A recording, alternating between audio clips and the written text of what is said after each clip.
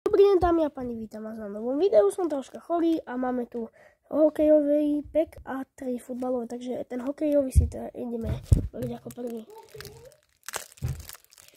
Neprenášal som ich ani od neotváral, môžete sa na mňa spoľahnúť. No a my sa už pozrieme na tento hokejový pek. OK, takže tuto máme tento čakašikný kody. Škoda!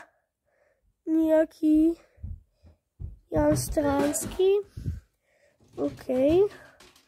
Ľubíš Horký a Peter Kovár. Dobre, takže ideme na futbalový pek. Takže uvidíme, čo tam sa skrýva. OK. Tottenham Hotspur Erb. Titán Theo Hernandez. To je super karta. OK, fans favorite Mark Loretti. To si som narobíš srandu. Top keeper Frank Armani. Dobre, to je super karta.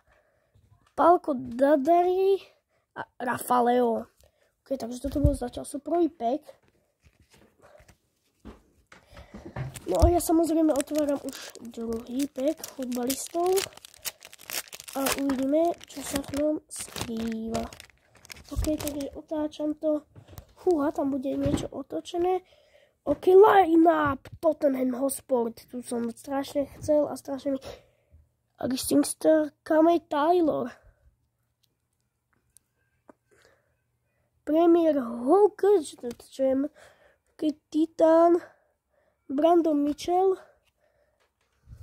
To je kto? Nejaký Kik Komana. A Sergio Ramos.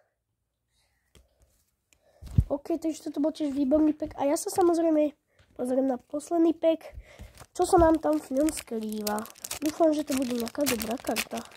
Z týchto dvoch prvých som úplne že nadšený. Okay, dresy Manchester City. Podpísaný Davis, ja som to vedel. Let's go. Kapitán Koke. Mon Kudos, Charles Kovačič a Rodrigo Benacur. Takže akože kámo, toto je úplne že krásna karta. Ja som ju strašne chcel a veľmi sa mi páči. Čo tam vidíte? Takže je to úplne že krásna karta. Čau.